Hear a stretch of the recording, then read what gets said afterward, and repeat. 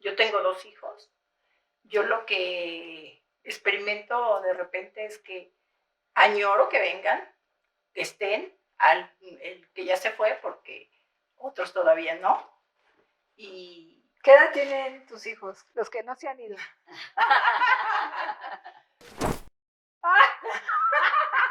En mi caso sí es como que son una motivación el que sí vengan, aunque al que tengo en casa sí quiero que ya se realice, logre pues que tenga yo nietos, porque no tengo nietos. Entonces, es difícil, es difícil.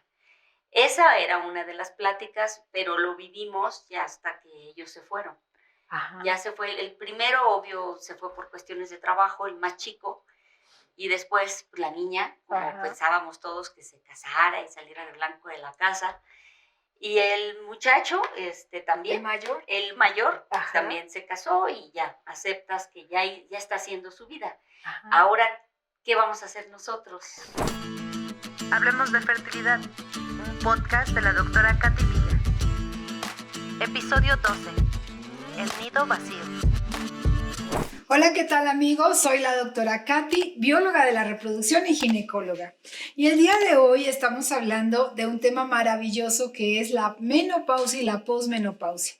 Y no solamente eso, sino que vamos a hablar del tema más pruriginoso que tiene la menopausia, que es el síndrome del nido vacío o los hijos que se quedan sembrados en la casa, ¿no? Los que se quedan a vivir a pesar de que ya en teoría deberían ser independientes. Estas dos aristas que tienen que ver con mi deseo de ser mamá, con el amor que le tengo a mis hijos, con la famosa expresión de mamá gallina, ¿no?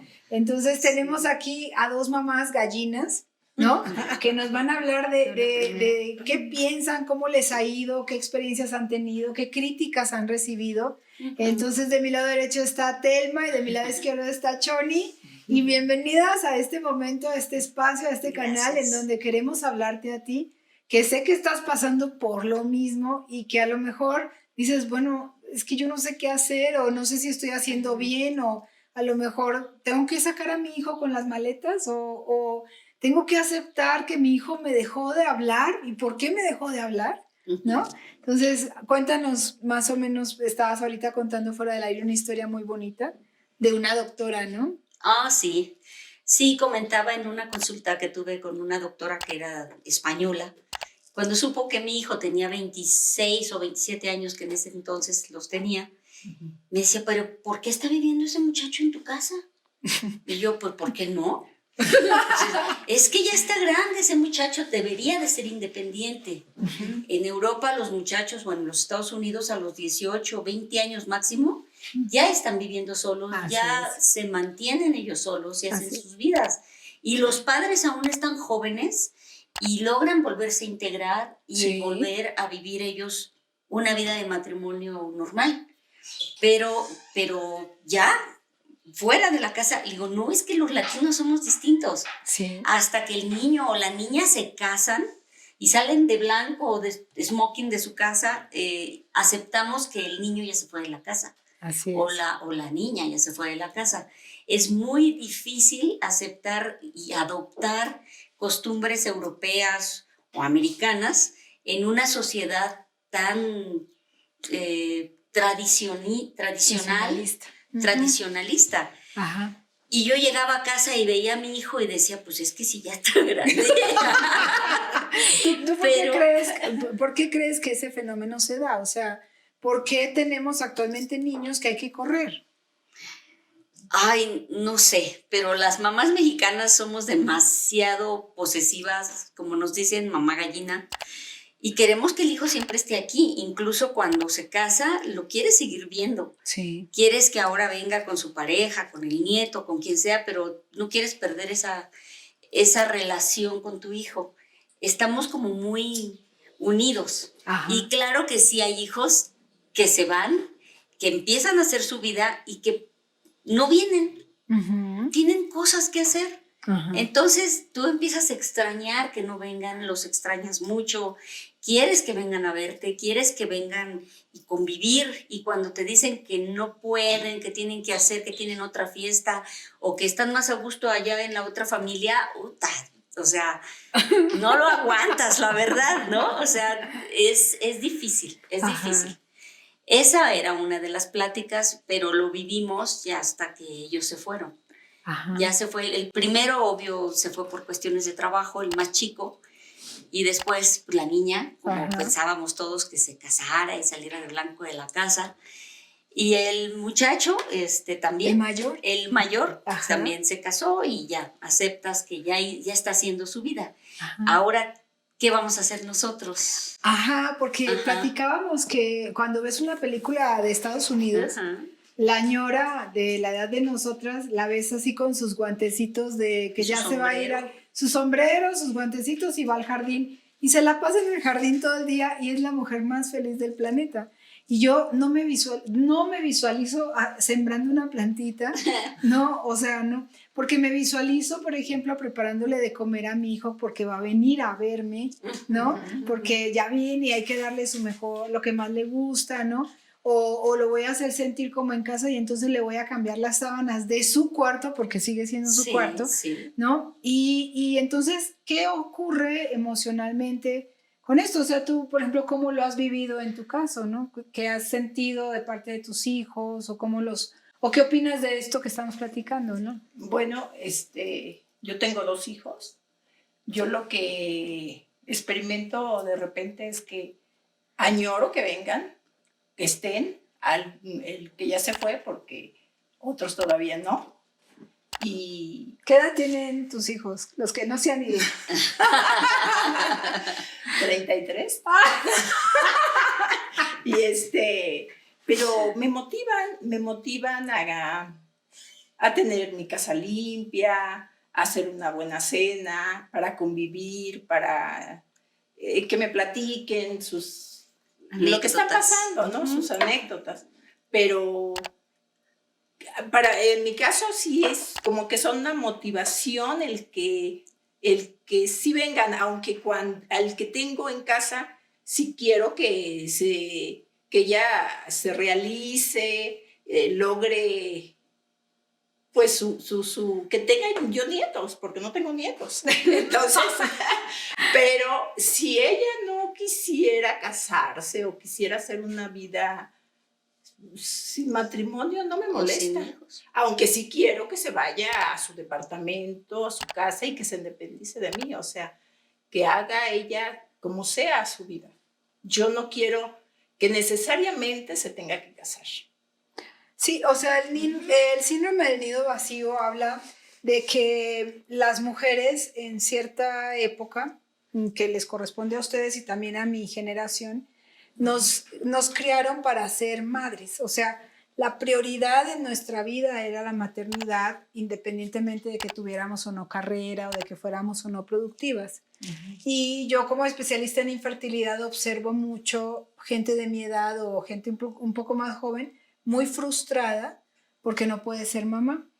Sin embargo, el fenómeno de infertilidad está presente en las mamás cuando viven el nido vacío, ¿no? O sea, el duelo de la pérdida, el duelo del aborto, el duelo de la prueba de tratamiento in vitro que falló, es el mismo duelo con los mismos síntomas, con los mismos nombres de la mujer que despide a su hijo o hija, se vaya bien o se vaya mal, ¿no? O sea, puede ser que salga de blanco, como tú dices, casada, con todas las de la ley, o puede que se vaya porque se embarazó.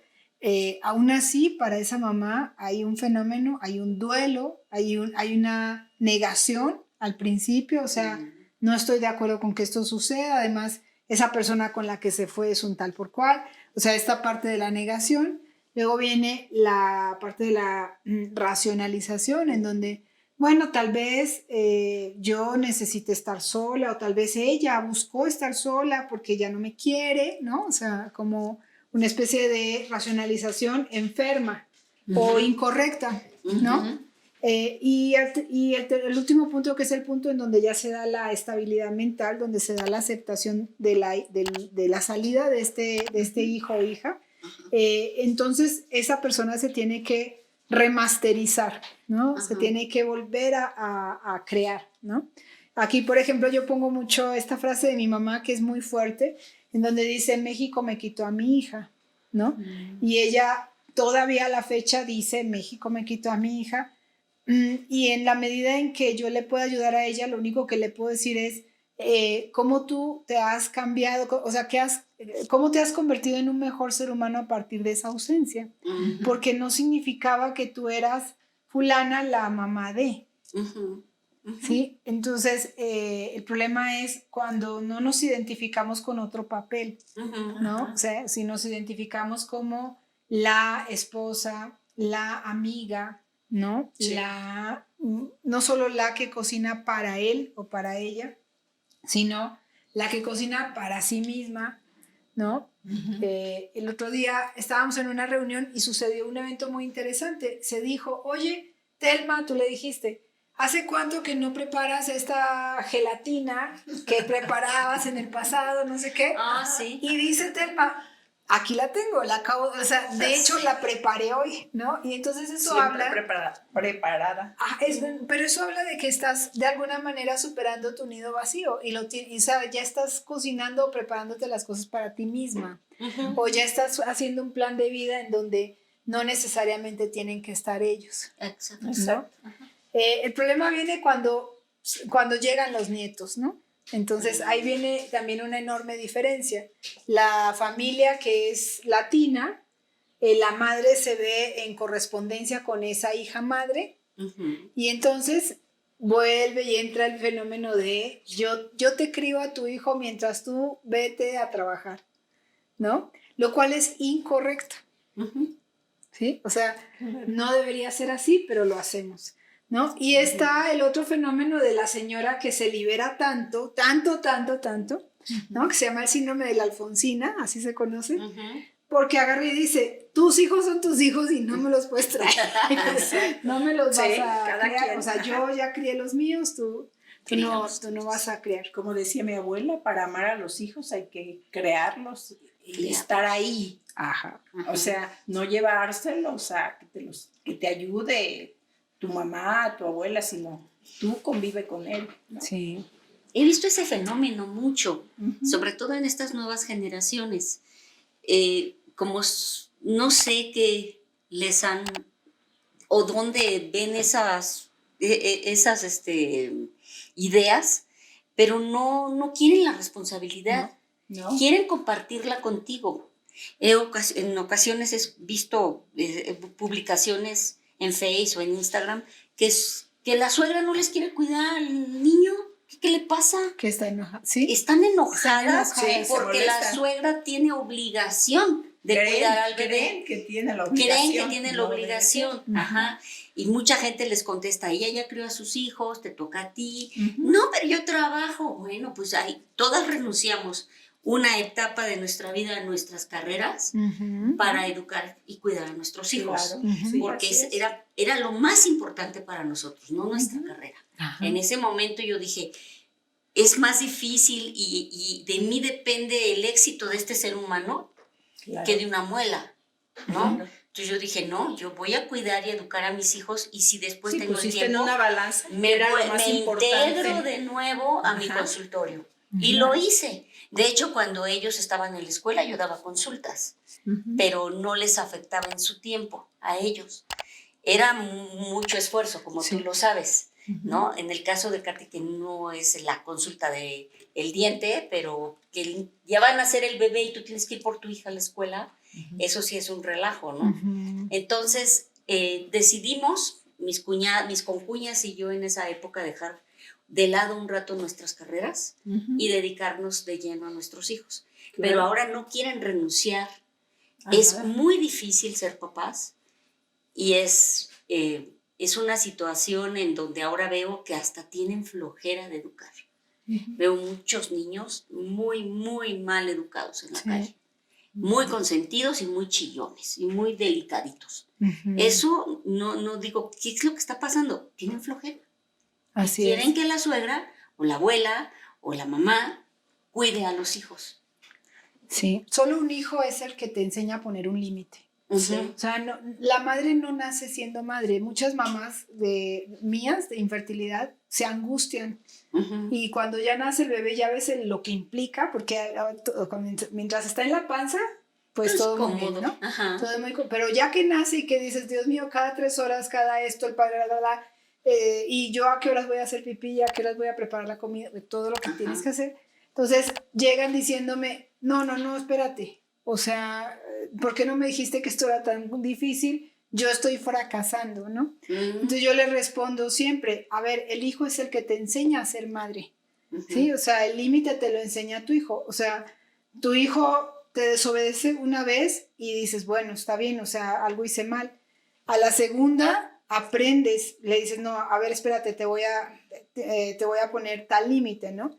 Y a la tercera, pues ya sabes cómo hacerle. Yo me acuerdo que con mis 2 hijos, más con Pedro, le decía, tienes hasta 3. Y él sabía que cuando empezaba la cuenta regresiva, en ese momento venía Catalina Transformer. Y era Transformer. Sí. Y se hacía valer el límite y él a la fecha lo dice. O sea, yo a mi mamá, cuando hacía la cuenta regresiva, yo ya sabía que era el punto. Pero eso se aprendió cuando el niño tenía 5 años, de tanto estar cuidando, o sea, de estar ahí, de estar presente. No de que la abuela me lo cuide. Ajá. Y después yo voy con la abuela y le digo, ay, no le pones límite a mi hijo, ¿no? Sí, ellos están para consentirlos, no para educarlos, ¿no? Ujú, Como así dices, es. que los papás son los que educan finalmente. Ajá. O se molestan porque los estás educando También. como a ellos no les gusta. Exacto. Así Ujú. es. Pues este fenómeno es muy bonito porque es un fenómeno que tiene que ver también con el desarrollo de la mujer, ¿no? Ujú. Y yo creo que la menopausia es un momento en donde no solo miras para atrás, ¿no? Y te arrepientes o te culpas o te aceptas, sino que es el fenómeno, en el mundo hay muchas historias de mujeres que escribieron los mejores libros, ¿sí? Por ejemplo, Harry Potter está escrito con una mujer que estaba pasando por un proceso de menopausia. Y mucha gente en realidad encuentra o desarrolla su sueño en esta fase, pero tiene que quitar esos ganchitos, ¿no? De codependencia o de tristeza o de sensación de abandono. Y uno de los ganchos más importantes es la gestión de los hijos, o sea, la gestión de la salida de los hijos. Y yo creo que pues en este canal se permite platicar de todo esto porque es muy bonito y porque es parte de nuestra vida y es parte de ser mamás y de ser mujeres. Entonces pues yo les agradezco enormemente, ¿no? Por haber platicado, por haber expresado como todo esto, porque sé que muchas de ustedes también están pasando por algo muy parecido. Saludos a todas las menopáusicas de Colombia, que sé que me están viendo, ¿no? Y las de México. Y las de México. Y aquí está. Y bueno, pues gracias por estar conmigo, gracias por estar en este canal. Y pues ya sabes, puedes escribirnos a nuestra caja de comentarios, tenemos todas las redes sociales, nos puedes encontrar como Dracativilla, @Dracativilla. Hablemos de fertilidad, un podcast de la doctora Katy Villa. Síguenos en todas nuestras redes sociales.